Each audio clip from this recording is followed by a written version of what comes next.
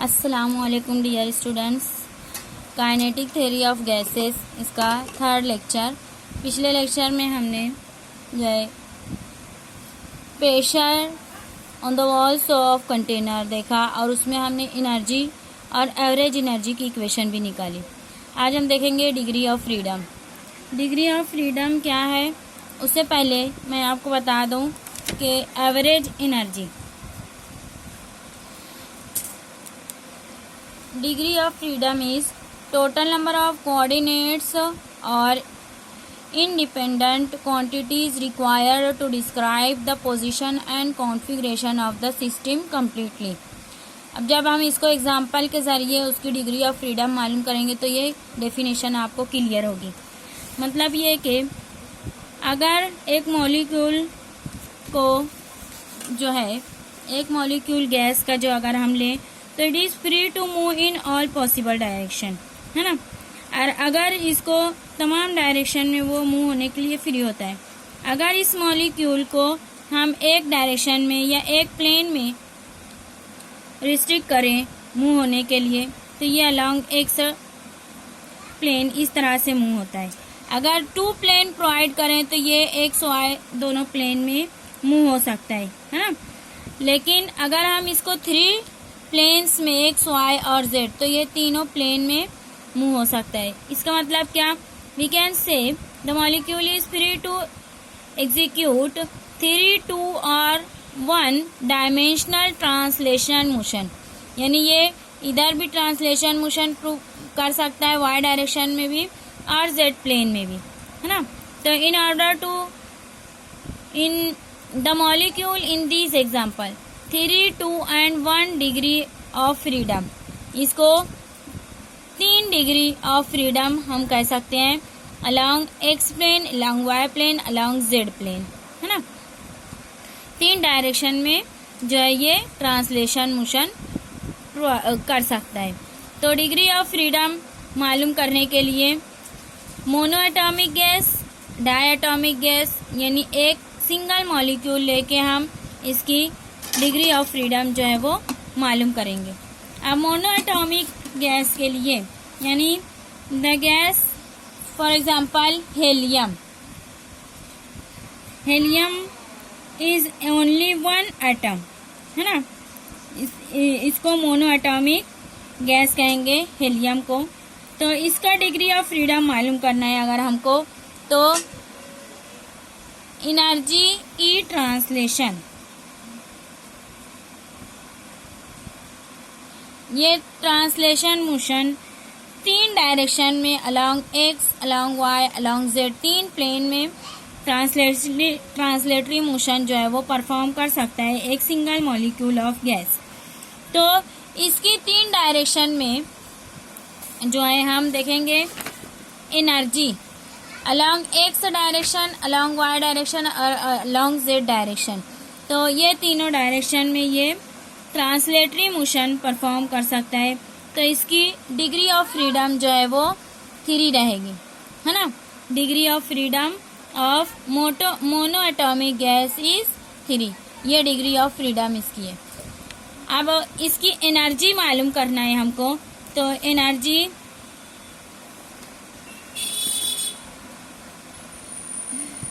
Energy मालूम करने के लिए देखेंगे यहाँ पर ई ट्रांसलेशन। अब हम काइनेटिक एनर्जी की इक्वेशन निकाल चुके हैं इससे पहले पीरियड में, या अब देखेंगे हम इक्वी पार्टीशन ऑफ एनर्जी। ये लाओ देखेंगे इक्वी पार्टीशन ऑफ एनर्जी यानी एवरेज काइनेटिक एनर्जी को ये सिंबल से डिनोट करते हैं। Average kinetic energy is equal to 3/2 kBT। ये हम पिछले लेक्चर में देख चुके हैं। काइनेटिक एनर्जी एवरेज जो है वो 3/2 kBT। Pressure due to liquid column इस चैप्टर में, इस टॉपिक में हम ये एनर्जी निकाल चुके हैं। तो अब यहाँ 3 डायरेक्शन में ये एक मॉलिक्यूल एक्स, वाई और जेड डायरेक्शन में, तो तीनों की एनर्जी जो है मालूम करने के लिए हम यहाँ पे सपोज करेंगे कि अलॉन्ग एक्स डायरेक्शन इसकी वेलोसिटी वी एक्स है, along y direction v y और ये वी जेड। तीनों वेलोसिटीज Vx, Vy और Vz जो है वो इक्वल है, सेम वेलोसिटी से जो है वो तीनों डायरेक्शन में मूव होता है। यहाँ पे along x direction average kinetic energy is equal to half mv x का square plus half mv y square plus half mv z square. ये इक्वेशन लिखेंगे। लेकिन तीनों डायरेक्शन में Vx, Vy, Vz same velocity है, तो ये हो जाएगी half from this equation kinetic energy is equal to 3/2 kBT। ये इक्वेशन की मदद से यहाँ पे लिखेंगे हाफ, ये kinetic energy along x direction है, तो इसको 3/2 kBT plus 3/2 kBT plus 3/2 kBT के बराबर लिखेंगे। और तीनों की जमा करने पर हमको मिलेगा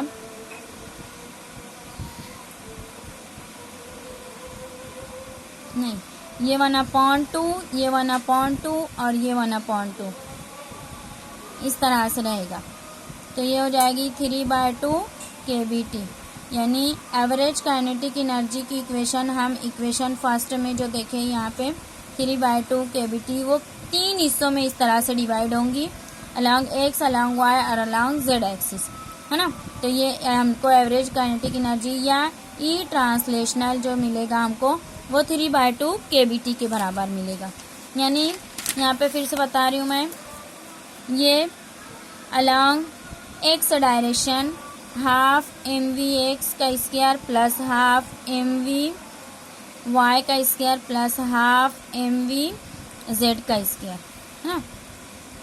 but we have kinetic energy या average kinetic energy is equal to 3/2 kBT, है ना। तो यहाँ से ये एनर्जी जो है इस इक्वेशन से तीन हिस्सों में डिवाइड हो रही है, half kBT plus half kBT plus half kBT। तो ये टोटल एनर्जी हो जाएगी 3/2 तीनों की जमा करने पर kBT, है ना, ये इस तरह से।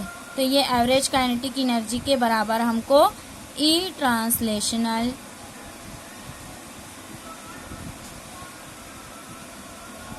एनर्जी जो है वो मिली, है ना। This is for mono atomic atom, है ना, मोनो एटॉमिक गैस के लिए। अब हम ये इक्वेशन निकालेंगे डाई एटॉमिक गैस के लिए। अब die atomic gas suppose O2, H2, N2 ये गैसेस है, नाइट्रोजन, ऑक्सीजन, नाइट्रोजन, इस तरह से। अब इसमें क्या होता है कि दो मॉलिक्यूल्स होते हैं, ये एक और ये एक। ये दोनों मॉलिक्यूल्स जो है गैस के एक कुछ फासले से इस तरह से डम्बेल शेप्ड स्ट्रक्चर होता है इसका, डायटोमिक गैस का। अब ये डायटोमिक गैस में हम डिग्री ऑफ फ्रीडम मालूम करने जाएं तो mono atomic gas like helium has 3 degree of dimensional translational degree of freedom, है ना। अब ये टू मॉलिक्यूल्स यानी डायटोमिक गैस अगर ले लें तो the molecules has 3 translational degree of freedom. ये 3 डायरेक्शन में ट्रांसलेशनल डिग्री ऑफ फ्रीडम इस तरह से परफॉर्म करेंगे। जैसे ये एक्स, वाई और जेड डायरेक्शन हम इस तरह से बनाते हैं, एक्स, वाई और जेड। तो ये सपोज ये पेन अलॉन्ग एक्स डायरेक्शन ये ले लेते हैं, सपोज इसका ये 2 मॉलिक्यूल्स हैं इसके किनारे पर, ये एक्स डायरेक्शन इस तरह से translational motion along y direction ये इस तरह से ट्रांसलेशनल मोशन और अलॉन्ग जेड डायरेक्शन। ये 3 हुई degree of freedom, 3 translation degree of freedom, है ना, डिग्री ऑफ फ्रीडम इस तरह से हम लिख सकते हैं शॉर्ट फॉर्म 3 ट्रांसलेशनल। अब ये जो डायटोमिक मॉलिक्यूल है ये इस तरह से भी जो है रोटेट भी हो सकता है। तो इसको रोटेट अगर हम करें तो अलोंग वाई एक्सिस इस तरह से रोटेट करेंगे, ये अलोंग वाई एक्सिस, और इस तरह से अलोंग जेड एक्सिस, ये जेड एक्सिस के अलोंग भी यहाँ पे भी रोटेशन हो सकता है और यहाँ पे भी।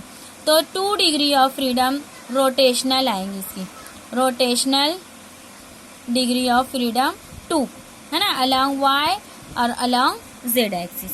तो इस तरह से इसकी जो टोटल एनर्जी आएगी, टोटल एनर्जी या total degree of freedom, degree of freedom is equal to 5। Total degree of freedom जो है वो 5 होगी, 5 डिग्री ऑफ फ्रीडम है ना। 5 तरीके से वो मूव हो सकता है for rigid rotator, for rigid body है ना। अगर ये रिजिड है, 2 एटॉमिक, ये जो बीच में दोनों के दरमियान ये कनेक्शन है, अगर ये रिजिड है तो 5 डिग्री ऑफ फ्रीडम होगा। अब इसको हम एनर्जी मालूम करेंगे, 2 डायटॉमिक गैस की energy, e total is equal to, total energy is equal to e translational plus energy rotational, rotational and translational दोनों एनर्जी को ऐड करके टोटल एनर्जी मालूम करेंगे। तो ये half mv(x)² plus half mvy² plus half mvz² है ना, ये हो गई ट्रांसलेशनल एनर्जी। ये तीनों, ये ट्रांसलेशनल एनर्जी तीनों की जमा अलोंग x, अलोंग y और अलोंग z ट्रांसलेशनल मोशन के लिए। अब रोटेशनल के लिए हम ऐड करेंगे half i y(ω²) plus half i(z) ω²। ये दोनों हो गई रोटेशनल एनर्जी। तो ये पांचों की जमा करने पर 5/2 kBt हमको मिलेगा। हर टर्म जो है half kBt, half kBt, half kBt, half kBt, half 5 times add किए तो 5/2 kBt के बराबर। तो ये टोटल एनर्जी इसकी आई 2 एटॉमिक या डाई एटॉमिक गैस के लिए है ना। अगर ये डाई एटॉमिक मॉलिक्यूल, ये डाई एटॉमिक मॉलिक्यूल रिजिड है तो ये उसकी है ना एनर्जी। लेकिन अगर ये नॉन रिजिड है, नॉन रिजिड रोटेटर, ये जो डम्बल शेप हम ये लिए, ये रिजिड नहीं है, ये इस तरह से फ्लेक्सिबल है ना, इलास्टिक है। ये दोनों मॉलिक्यूल्स जो बॉन्ड से जुड़े हुए हैं, ये रिजिड बॉन्ड नहीं है। तो यहाँ पे अब ये दोनों मॉलिक्यूल्स वाइब्रेट भी होंगे और वाइब्रेशन एनर्जी जो है वो हम मालूम करेंगे, E vibration is equal to half mu² plus half kr²। इसी ये इक्वेशन मिलेगी। ये दोनों half kBt plus half kBt के बराबर काइनेटिक एनर्जी की इक्वेशन से हम ये निकाले हैं। तो ये हो जाएगा 2/2 kBt है ना। ये ई वाइब्रेशनल हमको मालूम हुआ, वाइब्रेशनल एनर्जी। तो अब हम टोटल एनर्जी जो कैलकुलेट करेंगे फॉर नॉन रिजिड बॉडी है ना, किसके लिए, नॉन रिजिड बॉडी के लिए। तो ये हो जाएगी E translational plus energy rotational plus energy vibration है ना, तीनों की जमा के बराबर। तो ये हो जाएगी 3/2 kBt plus 2/2 kBt plus 2/2 kBt। तीनों को ऐड करने पर हमको मिला 7/2 kBt, 7/2 kBt। ये टोटल एनर्जी हमको कहाँ मिली, for non rigid diatomic molecule के लिए, है ना। इसी तरह से अगर पॉलीएटॉमिक है, यानी पॉलीएटॉमिक मॉलिक्यूल लाइक CO2, है ना, इसमें 2 से ज़्यादा एटम्स हैं या मॉलिक्यूल्स हैं, है ना। तो CO2 का अगर हम लेंगे तो इसमें the molecule have 3 translational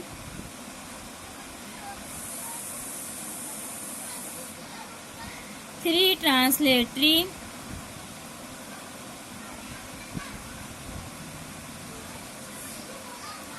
motion and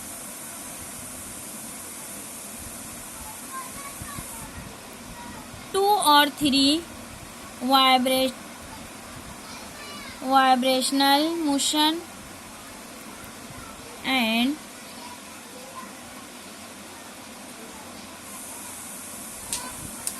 ये जो है उसके वाइब्रेशन जो है उसके उस पर डिपेंड है, जो उसका स्ट्रक्चर होगा, है ना, ज्योमेट्रिकल स्ट्रक्चर के ऊपर डिपेंड होगा। तो इन polyatomic molecule linear configuration of 2 rotatory while for non-linear configuration there are 3 rotational motion कितना होगा 2 और 3 रोटेशनल मोशन। ये भी किसके ऊपर डिपेंड है 2 और 3 रोटेशनल मोशन, ये किसके ऊपर डिपेंड है उसके ज्योमेट्रिकल स्ट्रक्चर के ऊपर डिपेंड है। तो टोटल एनर्जी हम इसमें कैलकुलेट करेंगे। Total energy is E total is equal to